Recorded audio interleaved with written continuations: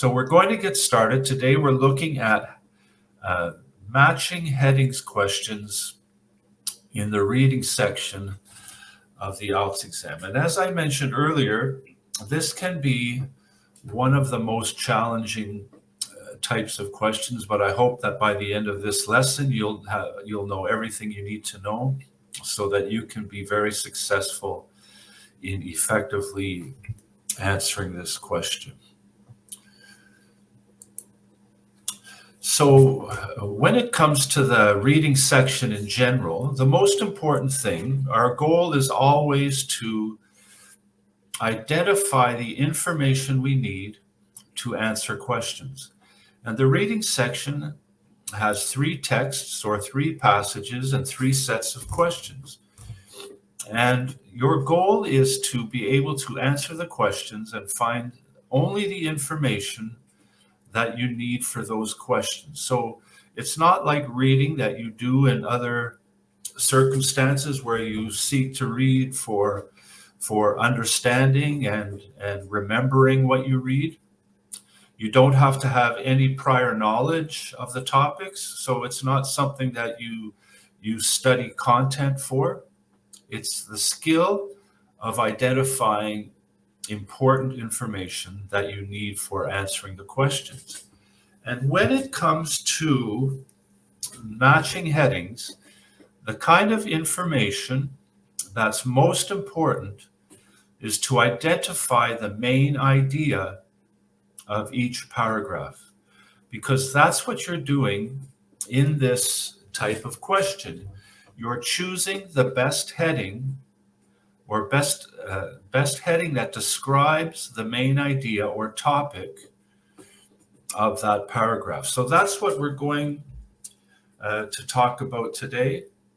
And I hope you'll stick with me to the end so that you know for sure that you'll be confident on test day when it comes to this type of question, and you'll have the ability to do it successfully and get the band score that you need. So as we start to look at this type of question, as with every question in the IELTS exam, the first step and one of the most important steps in any question type that you face is to carefully read the instructions. And the instructions for matching headings is pretty straightforward. You'll have a list of headings to choose from, and you'll read a paragraph, and you'll choose the best heading that goes with that paragraph. But it's still very important to read and underline the instructions. And the reason that we underline the instructions every time we read them is to just make sure that we're clear on what our task is. And you don't want to get halfway through a set of questions and then have a question in the back of your mind, am I doing the right thing? Am I doing this section correctly?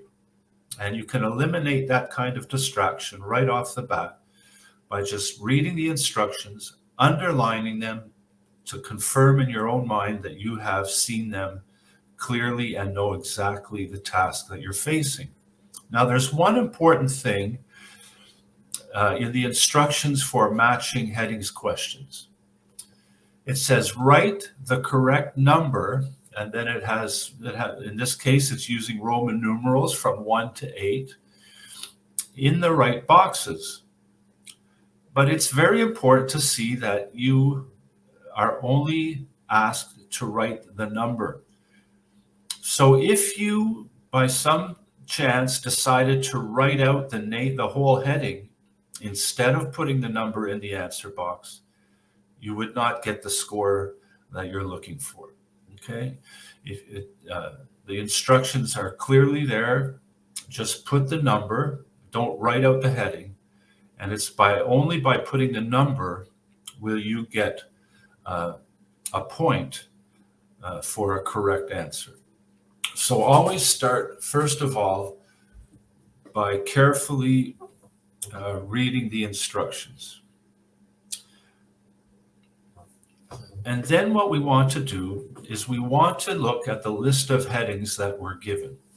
Like any other part in the reading section, we look at the questions before we go to the passage. And there's one good thing about matching headings, and I can't say that it's true 100% of the time. But usually the matching headings questions will be the first set of questions for a passage. And this is really good news because it's a real advantage to do these questions first before other types of questions for the same passage, because as you do this question, you're getting an overview and understanding the main idea of each paragraph. But it's still very important to look at the options for the headings first and use your keyword strategy. And it's the same keyword strategy that you use on every question in the reading section. You're always going to mark names, proper names, the names of places, the names of people, the names of months and days. You're always going to mark dates and numbers, because this type indicate the other types of information that you may need. It's very important to take notice of adjectives and nouns. For example, if you were to look at the first heading, it says a high level of commitment. Well, maybe the passage talks about different levels of commitment, but the one that you're really interested in is the high level of commitment, the high level. So your adjectives and nouns going together can be some of your best clues for clearly identifying the information that you're looking for. And the other thing to always be aware of are synonyms, because you may not have the exact word in the questions as in the passage. So you're going to be looking for words that have the exact same meaning, and that will help you find the information. One thing that you will notice when you look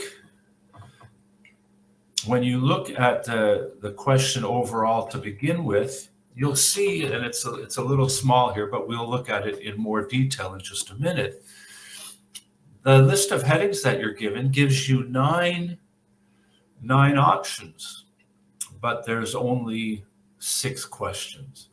So this is one of the things that can make it a little more difficult, and why it's so important to be able to clearly identify the information you're looking for using keywords. Okay, then after you've identified the keywords, this is where you go and you skim the passage. For the purposes of this presentation, I'm only showing one paragraph. But after you've read the first set of questions and marked the keywords, you start at the beginning of the passage and you skim the whole thing. Skimming the passage is something that you only want to do once. And skimming means that you go as quickly as possible and read every word in the passage as quickly as you can. But remember, it's not that you're seeking to understand the passage. It's not something that you're going to have to remember. The reason you're looking at every word is so that you can identify and underline and mark the keywords. That's your task when it comes to skimming. Look at every word and mark the keywords, and do it for the whole passage so that you only have to do it once. But there's another little wrinkle, a little extra thing that you want to add into your when you're skimming the passage and you have matching headings type of question. The little extra wrinkle that you're going to add here is that you're looking for the main idea for each paragraph. And usually, if you're looking for the main idea in a paragraph, the best place to look is in the first sentence and the last sentence. These are usually where you'll find the topic of the paragraph. And this is important, especially for matching headings. Now, in the example on the slide here, I have the first and last sentences underlined. I don't necessarily recommend that you underline it. I've done it so that you can see clearly what the first and last sentences are. But maybe put a little arrow beside them or a little star, because you will take a little extra notice of these sentences, but you don't necessarily want to underline the whole thing. You just want to underline the keywords. The reason that you don't want to underline the whole sentence is because of something that's true throughout the reading section. When it comes to marking keywords, and as you're practicing marking keywords for the reading section, you want to be careful that you don't underline too much.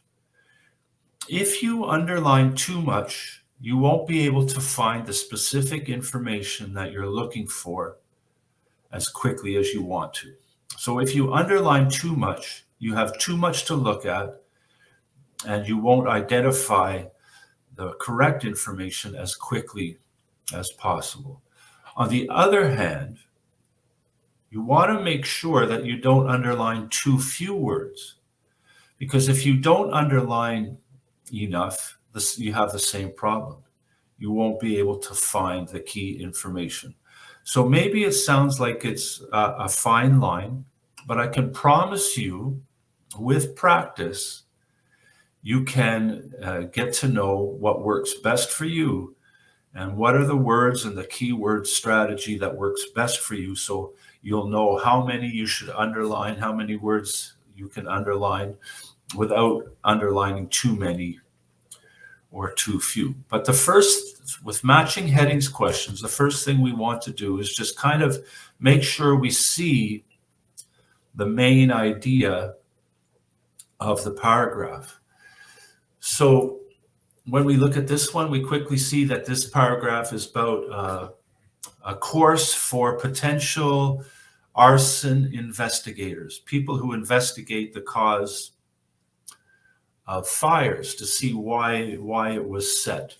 And maybe it might be a criminal act and they're looking for evidence for court. And so they have this course to help arson investigators. But if we look at the last sentence, it talks about dishonest and illegal behavior, because on the other hand, people who want to learn how to set fires and become an arsonist without getting caught might find this course valuable. So we have a good idea of what this passage about. It's kind of contrasting the value of the course for both people who want to investigate fires and people who want to set them. And we can see that very quickly by looking at the first and last sentences. And that gives us a good idea of the main idea of this paragraph. And then we still want to mark our keywords. So we've underlined the keywords that we think will help us find the correct answer. So remember, with matching headings, you do the keyword strategy like you do for all of your reading questions. But the extra thing to take note of in this type of question is to look for the main idea of the paragraph by taking a little extra time to look at the first and the last sentence of each paragraph. And then it quite simply we choose the answer. Okay.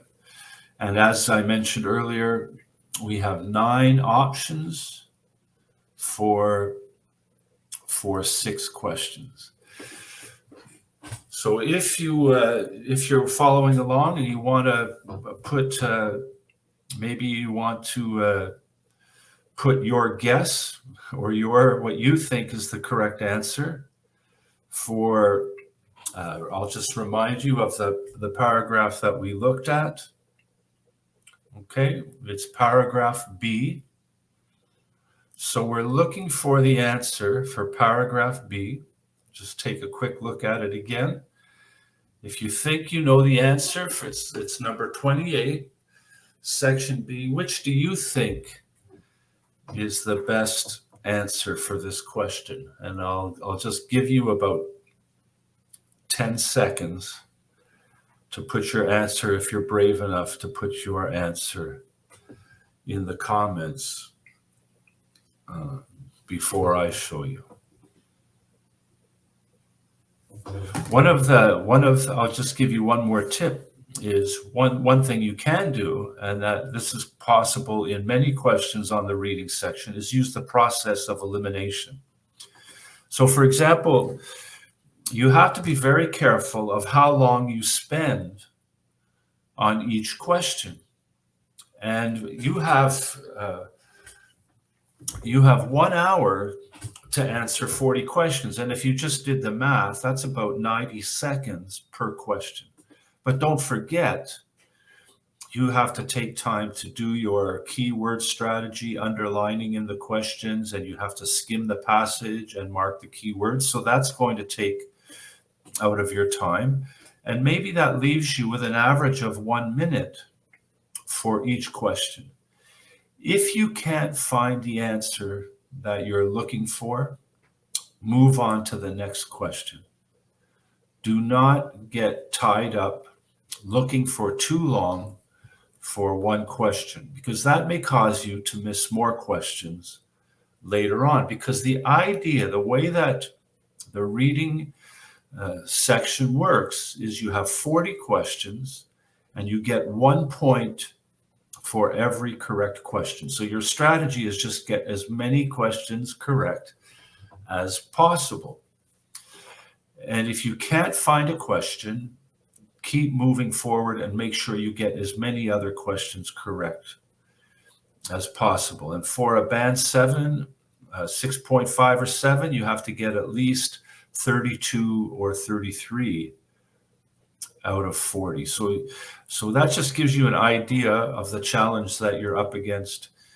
And if you find matching headings challenging, don't spend too long on looking for the correct answer before you move on.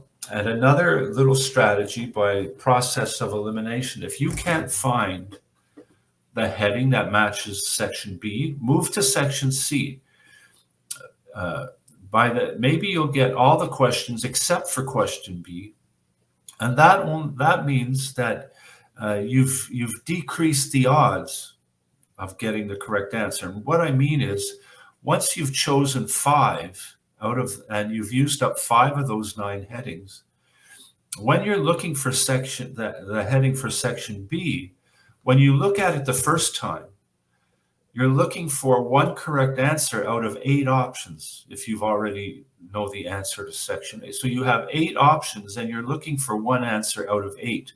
So if you don't find it, go to section C. And if you answer 3 or 4 more questions, when you go back to letter B, now you're only choosing out of 3 or 4 options instead of out of 8. And that increases your odds of getting the right question. And if it boils down to it, and you still don't, if you come to the end of the reading section and you still haven't found the right question, you can guess. And you're guessing by choosing out of 3 instead of out of 8. And that just kind of gives your odds a little better chance, even if it comes down to having to guess. But the key thing is, because you don't lose any marks for wrong answers, When it comes to the end of the reading section, do not leave anything blank on your answer sheet. Always fill something in, even if it's just a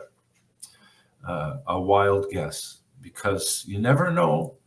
It might make the difference between getting 1 or 2 extra points in the reading section.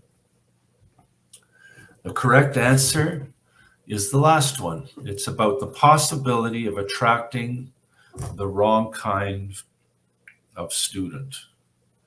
And I'll just give you a little explanation of how that worked. And by the way, once you choose once you choose the answer, cross it out so that you're not distracted by it anymore. And when you go on to the next question, again, you're only choosing 1 out of 8 instead of 1 out of 9. And that gradually decreases by marking and crossing out the ones that you've used already. And I recommend just scribbling them out so that you can't see them or get distracted by them at all. Just eliminate them from your view. Okay, let's just go back. I want to give you a quick explanation of why the possibility of attracting the wrong kind of student. And this is just a little extra tip about synonyms. I mentioned earlier that when you're marking keywords, you want to be aware of words that could be synonyms. And as you're going through, you're looking for synonyms. The last sentence in the main idea of this paragraph, it talks about dishonest and illegal behavior, okay? And that can creep into public and business life. So when we talk about dishonest and illegal behavior, we're talking about the wrong kind of behavior, and with the wrong kind of behavior, you may attract the wrong kind of students. So that's just a way that you can look and get clues for finding the correct answer. So just to finish up for today,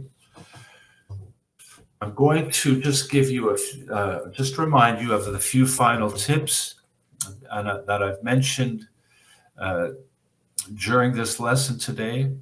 If you can't find the answer to a question, keep moving forward. The idea is to get as many correct as possible, and that's true for every type of question in the reading section. Don't spend too much time looking for one answer.